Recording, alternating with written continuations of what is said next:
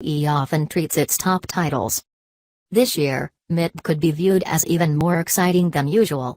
SmackDown's main event picture is already a chaotic landscape, with Jinder Mahal acting as the most surprising WWE champion for many years. Adding another title contender to the mix will make things even less predictable, hopefully, at least. Additionally, we're also going to see the first ever women's Money in the Bank ladder match, which has already generated intrigue on multiple levels.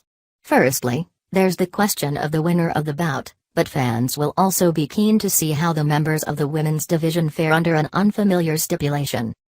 Alongside the two matches, we'll also see a card of intriguing bouts which could really shift the SmackDown landscape as we head slowly towards SummerSlam. It's time to cast our eyes ahead to Sunday, and attempt to predict WWE's next few moves. 8. Baron Corbin to win the men's ladder match. Of the men's Money in the Bank competitors, it's probably safe to rule out Kevin Owens, AJ Styles, Dolph Ziggler, and Shinsuke Nakamura, who appear to be tangled up in their own upper midcard rivalries. That leaves Sami Zayn and Baron Corbin as likely winners, and while most of us would probably prefer to see the affable underdog snatch that briefcase, I can't help but feel that the lone wolf will emerge victorious.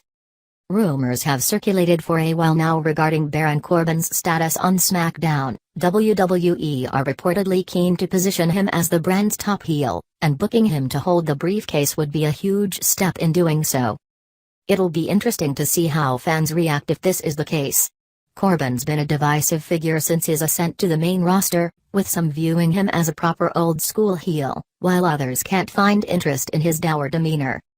7. Setting up a match with Sami Zayn. Should Corbin indeed win the briefcase, that doesn't necessarily mean his feud with Sami Zayn will be over. The pair could establish themselves as major roadblocks for one another during the bout itself, perhaps leading to a big match for the case somewhere down the line. I'm not suggesting that Zayn will eventually end up with the title shot, but I could see a feud over ownership of the briefcase being used to extend their rivalry going forwards. Ultimately Corbin could hold it for a long while, eventually cashing in once a babyface has defeated Jinder Mahal for the WWE Championship. 6. Owens and Nakamura to take each other out. Shinsuke Nakamura is surely in line for a shot at the US Championship, having defeated Kevin Owens on 3 separate occasions now. Alongside AJ Styles, the pair are probably the most over wrestlers in the men's ladder match, and in order to avoid a potential negative crowd reaction, the bout may be structured so that they take one another out. These days, no match is complete without a few bone-crunching high spots, and the centerpiece of the match could well see Nakamura and KO tumble through a pair of tables, crash into the announce table, or something similarly visceral. Although it would make sense for Nakamura to eventually defeat Owens for the title, allowing KO to move back into the main event scene while furthering his own main roster career, I wouldn't bank on it happening in the immediate aftermath of Sunday's show. Owens' Face of America shtick doesn't yet feel played out, and WWE could well have a long reign in mind. 5. Lana to win the SmackDown Women's Championship. This would probably be the biggest bona fide shock of Money in the Bank were it to happen, but I can realistically see Lana defeating Naomi, by hook or by crook, to win the SmackDown Women's Championship. Naomi's title reign has come in for criticism recently. It's been described as stale and boring, despite her recent improvement both in the ring and on the microphone. However, WWE may be losing patience with the champ, especially with moreover competitors like Charlotte and Becky Lynch waiting in the wings. Lana is therefore perfectly positioned to act as a transitional heel champion, before a babyface comes along to cash in their recently won briefcase. 4. Becky Lynch to win the women's ladder match. I'm going to completely steal this idea from my fellow YouTube man, Adam Blempede. He believes Becky Lynch should win the women's ladder match and turn heel at some point while holding the briefcase. I think this would be an incredibly compelling piece of storytelling, and allow WWE to add a new layer to Becky's slightly bland babyface character. However, the more likely outcome would perhaps be for Becky to stay babyface, and challenge the champion, I'm assuming Lana, to a match at a slightly later date.